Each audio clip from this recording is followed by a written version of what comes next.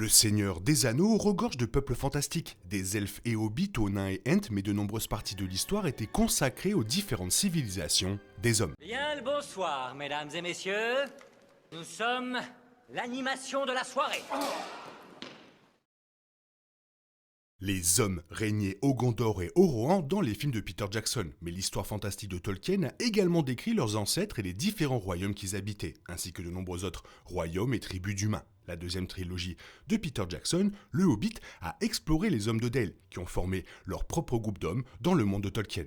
Parmi les nombreux types d'hommes de la Terre du Milieu de Tolkien se trouvaient des héros et des méchants, certains corrompus par Sauron et d'autres simplement corrompus par l'avidité et l'orgueil. Aragorn était le héros principal du royaume des hommes dans les films, suivi de près par Éowyn, mais Faramir et Théoden brillaient tout aussi brillamment dans les livres. Avec les films de Peter Jackson basés sur les romans de Tolkien, une petite partie de l'histoire de Tolkien sur les hommes a fait surface sur les écrans de cinéma, mais il y a bien plus à découvrir.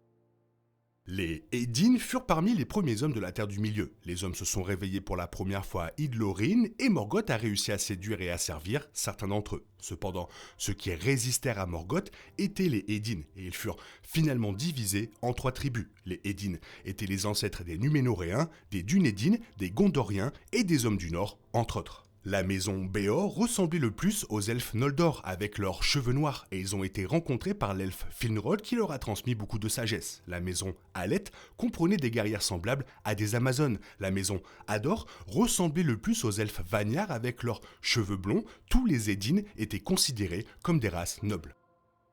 Les Numénoréens vivaient sur une île que les 15 Valar ont élevée près de leur continent d'Aman après que la guerre de la colère ait mis fin au premier âge. Cette île fut donnée en récompense aux Eddin pour avoir combattu Morgoth. Les Valar ont également donné aux Eddin une sagesse, un pouvoir et une vie plus longue que n'importe quelle autre race mortelle. Ces Eddin s'installèrent sur l'île et avec la bénédiction des Valar formèrent l'une des plus grandes civilisations de l'histoire de la Terre du Milieu. L'île s'appelait Numénor, également connue sous le nom de Wistreness. Les Numénoréens vécurent longtemps dans la prospérité mais devinrent jaloux de l'immortalité des elfes, que Sauron finit par exploiter pour provoquer la chute de Numénor. Les Dunédin étaient les derniers vestiges de la société numénoréenne de la Terre du Milieu. Les Numénoréens étaient de fervents marins et beaucoup naviguèrent vers la Terre du Milieu, formant les colonies comme Umbar et Pelargir. Après que Sauron ait trompé Ar-Pharazôn pour qu'il déclenche la destruction de Numénor par le créateur Eru Ilúvatar, les survivants de l'île ont fui vers la Terre du Milieu. Elendil, survivant numénoréen, et ses fils Isildur et Anarion formèrent les royaumes en exil sur la Terre du Milieu, le Gondor et l'Arnor. Leurs descendants, ainsi que les Numénoréens qui avaient peuplé la Terre du Milieu avant la destruction de Numénor, devinrent connus sous le nom de Dunédin. Leur nombre a diminué au fil des années, certains devenant des Rangers et d'autres restant au Gondor. Lorsqu'Isildur fonda le Gondor, le royaume prospéra et resta l'un des sites les plus puissants de la Terre du Milieu jusqu'à la fin du Troisième Âge et au-delà. Les colons numénoréens étaient amis avec certains autres hommes locaux. Beaucoup de ces hommes descendaient des Eddin, comme les Numénoréens, mais n'avaient jamais migré vers l'ouest jusqu'à Numénor. Les Numénoréens appelaient ces gens amicaux les hommes du milieu. Le royaume du Gondor s'est agrandi, absorbant ces différents peuples et cultures. Peu à peu, la descendance numénoréenne a diminué et la durée de vie des Gondoriens a été progressivement réduite. Les Hommes du Nord étaient une tribu d'hommes amis du Gondor lors de son expansion. Les Hommes du Nord constituaient historiquement une immense confédération de groupes puissants, mais ils étaient considérés comme un peuple uni. Au fil du temps, ils se sont divisés en différents groupes.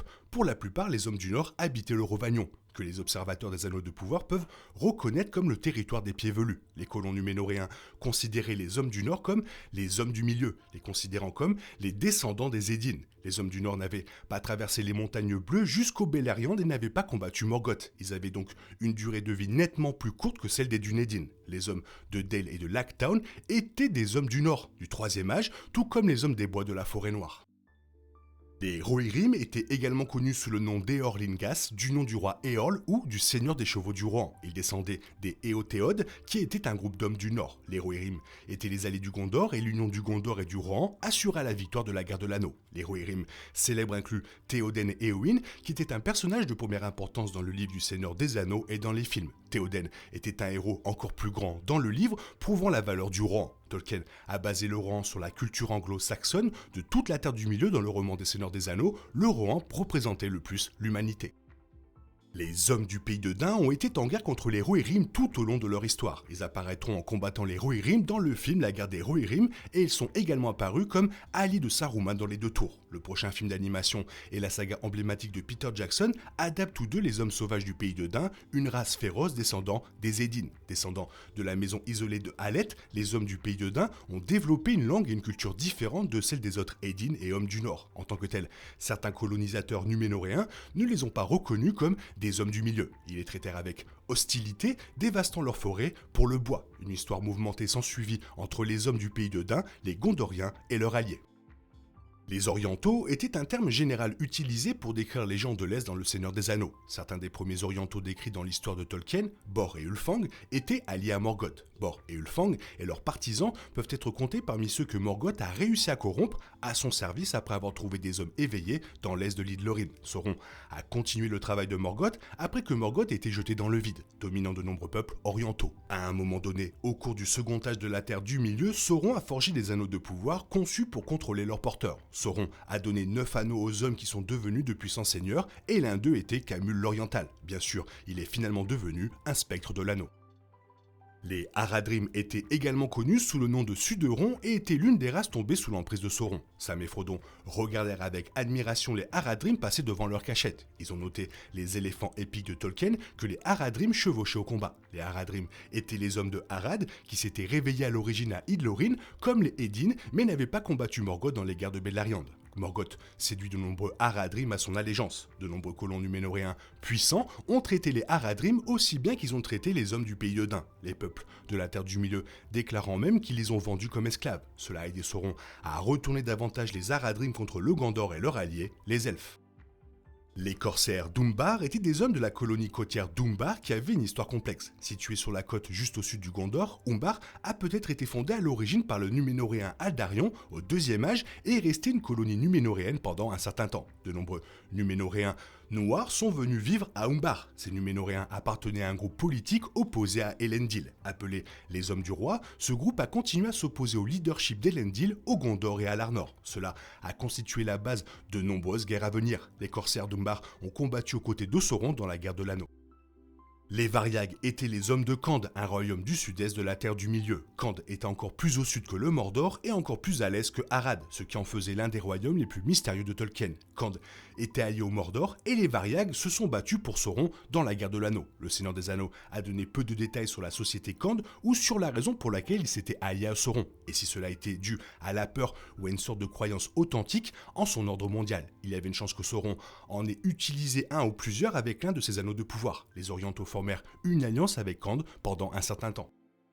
Les Losot descendaient des Forodwaith. Les Forodwaith ont été notés par Tolkien comme étant l'un des peuples les moins connus de l'histoire. Ils vivaient loin au nord, dans les friches glacées. Les anneaux de pouvoir a représenté ce royaume, montrant Galadriel découvrant un avant-poste enneigé à Forodwaith du nom de son ancien peuple. Forodwaith était situé à proximité de l'ancien bastion d'Angband de Morgoth, ce qui explique peut-être pourquoi la série a choisi d'y inventer un sombre avant-poste de Sauron. Au troisième âge, les Forodwaith avaient diminué et seuls les Losot restaient. Les Losot vivaient principalement au cap de Forochel. Les hommes des bois, ou Druidin, étaient une race robuste d'hommes sauvages dont les ancêtres étaient les Eddin. Les Druidin avaient commencé la migration des Eddin à l'ouest d'Idlorin, mais leur culture était divisée. Les Druidin avaient une société primitive et une apparence distinctive, sculptant à un moment donné les hommes Pukel mentionnés dans Le Seigneur des Anneaux. Ces énigmatiques statues de pierre étaient l'un des rares signes des hommes des bois disponibles pour les civilisations plus larges des elfes et des hommes, car les Druidin restaient seuls. Ils parlaient leur propre langue, le Drudan, qui était très différent des autres langues des hommes. Tolkien a également noté que la hauteur moyenne d'un Drudan était de 4 pieds, qu'il ressemblait aux nains à bien d'autres égards. Prénuménoréen était le terme utilisé par Tolkien pour décrire les peuples restés sur la Terre du Milieu lorsque les Eddin sont partis pour Numénor. Bien que la plupart des Eddin soient partis pour Numénor, certains sont restés, et il y avait encore de nombreux hommes qui n'étaient pas des Eddin sur la Terre du Milieu. Tous les hommes qui n'avaient pas choisi de combattre Morgoth, Eddin ou non, ne sont pas tombés dans les ténèbres. Les hommes des montagnes étaient considérés comme des Prénuménoréens, et ce sont eux qui devinrent les fantômes de Denaro. Ces hommes morts de Denaro ont finalement aidé Aragorn à combattre dans la guerre de l'Anneau, malgré une trahison antérieure. Les habitants d'Enenwaith étaient des Prénuménoréens et les Brelanders descendaient également des Prénuménoréens. Les Hillmen du monde de Tolkien habitaient Arnor. Rhudaur était une colonie du deuxième âge dans les royaumes de l'exil qui faisait autrefois partie d'Arnor, et elle fut rattrapée par les Hillmen au troisième âge. Ces hommes ont été décrits dans les annexes du Seigneur des Anneaux. Ces vicieux Hillmen ont été décrits comme étant de mèche avec Angmar, qui était le royaume du roi sorcier d'Angmar. Le roi sorcier était le chef des spectres de l'anneau de Sauron, donc ces Hillmen étaient du côté de Sauron par défaut. Ces Hillmen tuèrent le roi d'Arthédin et les Dunédin de Rhudaur, envahissant également le Cardolan. Ayant dominé toutes les subdivisions d'Arnor, les Hillmen ont régné pendant de nombreuses années avant que les troupes elfiques ne les battent dans le Seigneur des Anneaux. Voilà, il y avait quand même pas mal de choses à dire sur les hommes de la Terre du Milieu. Toi, qu'est-ce que tu en penses? Fais-moi part de ton avis dans la zone commentaire. Sinon, il est temps pour toi de reprendre le cours normal de ta vie. On se retrouve bientôt pour une nouvelle vidéo. Bisous, bisous, bye bye. Il est impossible de compter sur les autres de nos jours. On est obligé de tout faire soi-même. Je me trompe? Rien de grave, j'avais tout prévu. Où va le monde, je vous le demande.